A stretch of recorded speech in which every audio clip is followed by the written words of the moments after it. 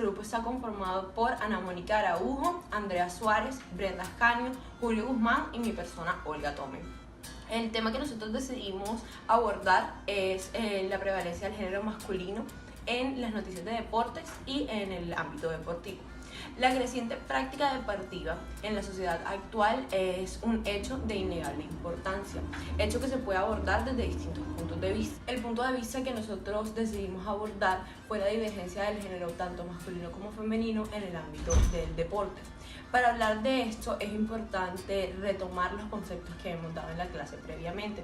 El concepto más importante es el concepto de género, que es un conjunto de roles, actos, actitudes y demás que son estipulados tanto para lo masculino como para lo femenino por una sociedad. Es algo que es aprendido, que está, como ya mencioné previamente, estipulado y no es algo innato, a diferencia de el sexo, que se define, es más una determinación biológica. El deporte ha estado desde principios de la historia íntimamente ligado a estereotipos. A la mujer siempre se le ha vinculado con lo pasivo, la falta de agresividad, siendo esta sumisa. Queda todo ahí en el campo, esto es fútbol para hombres, a ver si queda claro, para hombre y queda todo ahí. Y al hombre siempre se le ha vinculado a lo agresivo, a la fuerza, al trabajo y demás, lo que lo vincula a él de cierta manera con los deportes.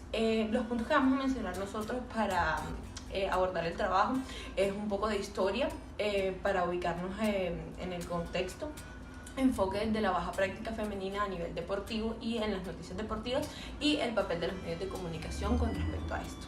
Si nos remitimos a la historia, la idea de inferioridad física de las mujeres ha sido construida a lo largo de los años. Desde el periodo victoriano, en donde fue la cuna de los deportes, donde se tomaron por primera vez los juegos y se le adicionaron reglas, que es lo más parecido al deporte en la actualidad, las mujeres victorianas eran observadas como mujeres frágiles y elegantes, lo que les alejaba esas capacidades físicas que debe tener un deportista como tal, como es la fuerza, la resistencia y la independencia. Las mujeres eran fuertes en el ámbito espiritual, pero intelectualmente y físicamente débil. Incluso en el periodo victoriano se discutía sobre el tipo y el volumen de actividad física que debía tener una mujer para que esto no afectara en su reproducción. Y se acuñó un concepto que era el reduccionismo biológico, en donde querían minimizar las capacidades biológicas de las mujeres con respecto a los hombres y dar razones por las cuales nosotras no podíamos practicar un deporte como lo hacía el sexo masculino. Es muy importante hablar de una corriente llamada el separatismo, la cual es una teoría que recientemente ha aparecido ante la reacción de las ideas que se tiene acerca de las predisposiciones biológicas y psicológicas que existen de hombres y mujeres. La masculinidad se aborde en esta temática porque se ha incluido dentro de los estudios de género y deporte y la noción de cómo se ve hoy en día como los garantes y las víctimas del patriarcado que asumen el rol en esta cultura donde dominan hombres y no mujeres. Las estrategias de cambio que podemos notar hoy en día absolutamente trae a colación diferentes enfoques de género y deporte, donde puede ser una experiencia enriquecedora que las mujeres puedan tener gozo y satisfacción dentro de las actividades que desarrollan. Como han mencionado mis compañeras anteriormente respecto a la historia del deporte, podemos ya enfocarnos un poco en lo que es la perspectiva del género en el deporte y cómo este nos puede brindar una explicación a la baja participación femenina en este ámbito. Y no solo en este ámbito, también podemos ver la baja participación de las mujeres en otros ámbitos laborales o en otros ámbitos de la vida, por el contrario, como vemos la baja participación de los hombres en lo que son actividades domésticas. Frente a esta realidad existen varias propuestas que plantean herramientas para analizar de una forma completa y buscar soluciones a estos problemas. Estas propuestas han sido formuladas por los llamados feministas del deporte, quienes están compuestos por hombres y mujeres que lo que buscan es erradicar la discriminación de género en este deporte. Teniendo como base este objetivo, los feministas del deporte propusieron varias perspectivas que nos ayudan a clarificar un poco más los problemas y cómo podemos abordarlos.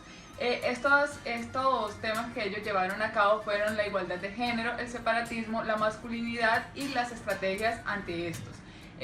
La igualdad de género lo que plantea básicamente es la lucha por la igualdad de oportunidades de las mujeres en relación a los hombres, es la lucha por el acceso de las mujeres a las actividades tradicionalmente masculinas y es un esfuerzo por eliminar o compensar los obstáculos sociales que impiden a las mujeres participar en iguales condiciones que los hombres en diferentes actividades, cuestionando así las estructuras jerárquicas, las normas o las reformas sociales en las que ambos sexos se han ido desarrollando a lo largo del tiempo.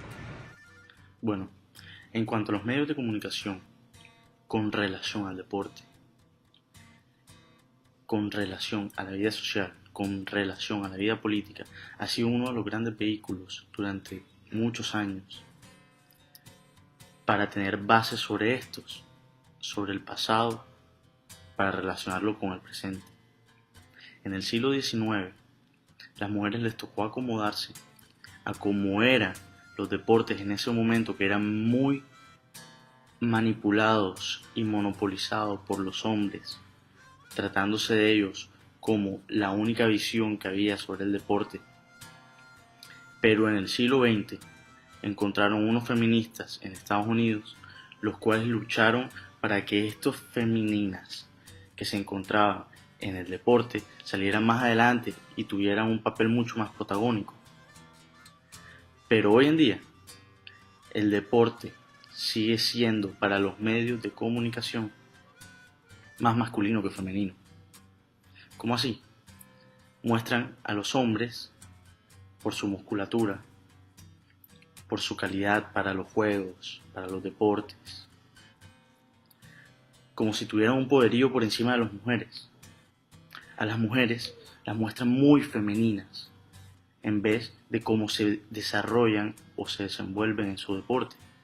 Es decir, cuando van a hablar de un hombre, hablan de su talento, de su musculatura, de cómo es bueno en los deportes. En cambio, cuando van a hablar de una mujer deportista, no solo hablan de... Bueno, en cuanto a los medios de comunicación con relación al deporte, con relación a la vida social, con relación a la vida política, ha sido uno de los grandes vehículos durante muchos años para tener bases sobre estos, sobre el pasado, para relacionarlo con el presente. En el siglo XIX, las mujeres les tocó acomodarse a cómo eran los deportes en ese momento, que eran muy manipulados y monopolizados por los hombres, tratándose de ellos como la única visión que había sobre el deporte.